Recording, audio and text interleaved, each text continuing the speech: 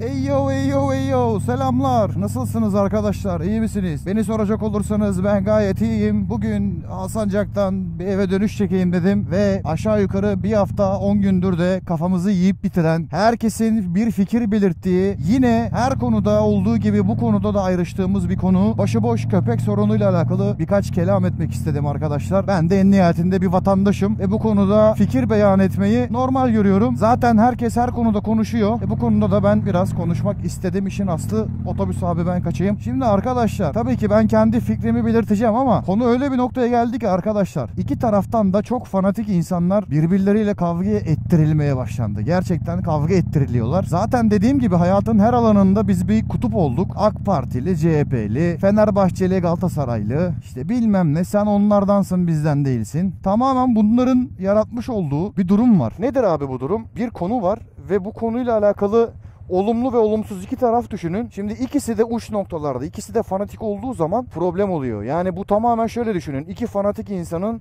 maç izlemesi gibi. Yani bir Fenerbahçeli çok fanatik, bir Galatasaraylı çok fanatik. Bunlar nasıl maç izler? Sıkıntı olur yani, devamlı birbirleriyle kavga ederler, didişirler, ederler. Gereksiz bir fanatikliğe gidiyor bu yol. Şimdi bunun aslında yöntemi bu değil bence. Ortayı bulmak lazım. İki tarafında sakin olması gerekiyor. İki tarafında birbiriyle anlaşamadığı noktalar oluyor. Bu noktalarda fanatiklikten kaynaklanıyor doğal olarak. Nedir abi o konu? O da şu. Şimdi ortadaki sorunu çözmek için fanatik insanlardan uzaklaşmamız lazım. Nedir bu fanatik insanlar? Köpek sorunu yok. Biz köpekleri uyutmayalım, öldürmeyelim tırnak içinde ya da tırnak dışında, neyse yani. Köpekleri öldürmeyelim, bizim herhangi bir köpek sorunumuz yok. İşte bunlar yaşanan münferit olaylar diye savunan bir taraf. Diğer taraf ne diyor? Hayır diyor kardeşim, başıboş köpek sorunu var. Benim çoluğum çocuğum işte köpek ısırdı, kuduz oldu. Allah kimsenin başına vermesin. İşte köpek saldırısından kaçarken araba çarptı. Şimdi bu iki tarafta haklı pozisyona düşürüyor baktığınız zaman. Köpekleri öldürmek çözüm mü? Kesinlikle bir çözüm değil. Ama bu insanlar neden çarpıştırılıyor? Ya ben onu anlayamıyorum yani. Bu mecliste devamlı bir kavga, devamlı bir gürültü. Ya abicim, şimdi ortada bir problem var. Evet, bence de var. Yani başıboş köpek sorunu Türkiye'de var. Yani bunu kimse yok diyemez. 3 tane hayvansever, 5 tane hayvansever başıboş köpek sorunu yok bu ülkede dediğinde bu sorun yok olmuyor. Ama bu sorunun çözümü bu değil. Yani köpekleri itlaf etmek, uyutmak. Yani her ne diyorsanız artık o tanıma. Biz niye köpeği uyutuyoruz abi? Köpeği öldürecek şeyi kendimizde, ya öyle bir şey ki söyleyeceğim şeyleri de seçerek söylemeye çalışıyorum. Çünkü iki, dediğim gibi, uç nokta var ve çok fazla sinire dokunmak istemiyorum. Biz köpeği öldürecek vasfı kendimizde nasıl görebiliriz? Bunun çözümü bu mu? Gelelim diğer tarafa. Başıboş köpek sorunu yok diyenler aslında biraz da bu işi köpürtüyor. Neden derseniz, yaşadığı muhit belli. Biraz böyle elit kesim. Ya genelde ya oyuncular falan konuşma yapıyor, anladın mı? Ya işte köpek sorunu yok. Kanka sen sitede oturuyorsun zaten. Senin sadece siteye ödediğin aidat belki bir kira kadardır. 20 bin lira, 30 bin liradır. Belki daha fazladır, bilmiyorum. Ya bu elit kesime ne oluyor? Onu anlamış değilim ben.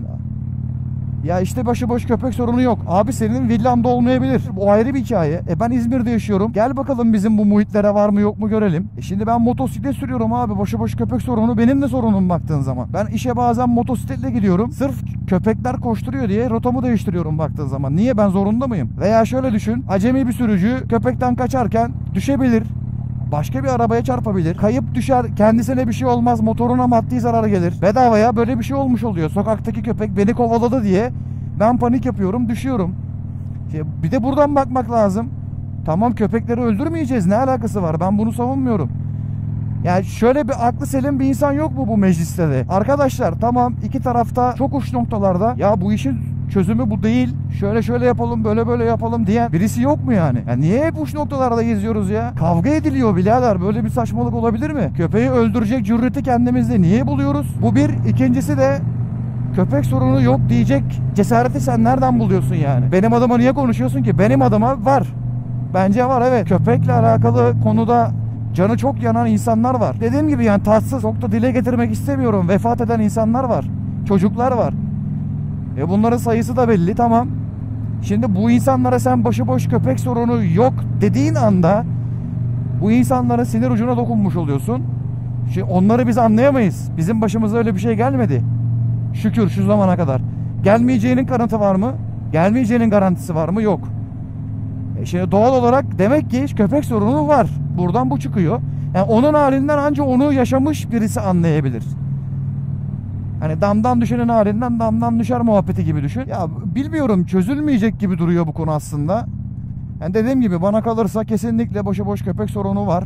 Bir tane oyuncu var hatta, böyle Bodrum'da mı nerede bir tarafta galiba bir kaza olmuş. Bir köpeğe çarpmış motosikletli. İddialara göre bu arada. İddia diyorum çünkü gerçekse bu iddia çok vahim bir iddia bu. Canlı yayın mı ne yapıyor galiba, ya da Instagram'dan bir gönderim yayınlamış. Reels mı çekmiş, ne yapmış belli değil. Ya diyor ki köpeklerden bahsediyor. Şöyle oldu, böyle oldu, şöyle oldu, böyle oldu. Sonra lafın arasında da diyor ki ambulans da diyor geldi diyor, yaralılara götürdü diyor. Ya ağır yaralı olduğuna dair bir iddia var o motosikletlinin. Yani farkında mısın sen ne konuştuğunun, neyi savunduğunun, ne yaptığının, yani ağzından çıkanın ne anlama geldiğini biliyor musun? Ya bir köpeğin hayatı bir insana eş değer niye tutuluyor? Ya insan ne, köpek ne alakası var? Yani bak tekrardan söylüyorum. Bunları itlaf etmek değil mevzu. Yani çözüm bu değil. Yok mu abicim belediyenin, devletin böyle bir imkanı yok mu? Arazi tahsis edemiyor mu belediyelere bu devlet? Deli gibi vergi alıyorsunuz. Deli gibi vergi alıyorsunuz abi. 100 lira su parası geliyor, 700 lira para alıyorsunuz. Belediye için konuşuyorum. Yok çöp atık vergisi, yok bilmem ne vergisi, vırt vergisi, zırt vergisi 700 lira oluyor. 100 liralık fatura. Oğlum 10 lira 20 lira daha ekle. Ya 50 lira daha ekle. Yani bu şeyler için, hayvanların bakımı, bilmem nesi, aşısı vesairesi için ekle. Zaten hani delik genişlemiş artık, sıkıntı yok ki. Ha 50 lira fazla, ha 100 lira fazla, önemli değil yani bizim için. Ya biz bunu her seferinde yapıyoruz abi. İki uç fikri bir araya getirip tartıştırmaktan, kavga ettirmekten haz alıyoruz yani. Ya horoz dövüşü mü birader bu? Ya saçma sapan bir şey. Çözülmeyecek bir şey. Çözüm iki tarafın da aklı selim olması, sağduyulu olmasıyla sağlanır. Bu hayatın her alanında böyle. İki kişi tartışıyorsa ve bu iki kişi de çok sinirliyse, ya evli olanlar beni anlar. İki kişi de çok sinirliyse konuşmazsın artık. Bak yani şöyle bir baktın ki iş uzayacak, iki tarafta sinirli, artık biraz bir susarsın. İki tarafta böyle biraz sakinleşir, sonra artık oluruna gitmeye başlarsın işin. Yani susmazsan sıkıntı çıkar. Yani adliyeye gidersin, sonra boşanırsın. Gerek yok. Ya horoz dövüşü gibi bir şey ya bu. Tamamen bir horoz dövüşü bakın. Başka hiçbir şey değil. O bir şey diyor, bu böyle bir şey diyor. Ya ben ne yorum yapacağımı şaşırıyorum artık böyle konulara. Dediğim gibi bence başıboş köpek problemi var Türkiye'de. Ama bunun çözümü köpeklerin uyutulması, tırnak içinde öldürülmesi değil. Yani bu düzgün bir çözümle, düzgün bir çözüm yapılabilir. Yani Avrupa'nın hiçbir şeyini örnek almıyoruz Türkiye olarak. Ama köpekleri itlaf etmesini mi örnek alıyoruz? Köpeklerin uyutulmasını mı örnek alıyoruz? Yani başka bir şeylerini örnek alalım. Ya da şöyle bir çözüm sunayım ben size. Köpek sorunu olmayan, köpek sorunu olmadığını iddia eden insanların yaşadıkları lokasyonlara köpek sorunuyla mücadele eden semtlerdeki köpekleri alıp toplayıp götürüp bırakalım abi. Madem öyle. Onlar orada yaşasın. Yani onlar için problem değilse sokakta bu köpeklerin bu şekilde dolaşması, etmesi, toplayalım onların semtinde yaşasın. Lüks semtlerinde. Öyle değil mi yani? Bu da bir çözüm. Bence mantıklı. Olabilir. Evet arkadaşlar, bu konunun sonucunda bence pek kazanan olmayacak. Yani iki tane cins köpek sahiplenen, satın alan diyeyim artık. Gezdiriyorlar ya böyle fino gibi köpekleri. Onlara ses çıkarın abi. Öyle bir ırk yok yani baktığın zaman. Onları deney yapıp üreten insanlara sesiniz çıkmıyor. Ya örnek veriyorum. Mesela diyelim ki bu var ya, poodle mıdır nedir? Ya mesela bilmiyorum ama farazi konuşuyorum şu anda ki cins köpeklerin çoğu deneyden geçilip zaten hani belli seneler sonucunda artık bugünkü görünümüne kavuşuyor.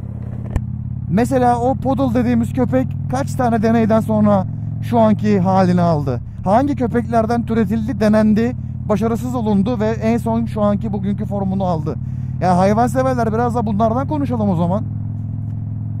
Ya gitmiş sahiplenmiş golden veya almış parasıyla ben hayvan severim. Değilsin abi. Sen şovmensin bence. Ya bu hayvanseverlerin de elinde hiç böyle sokak köpeği görmedim ben.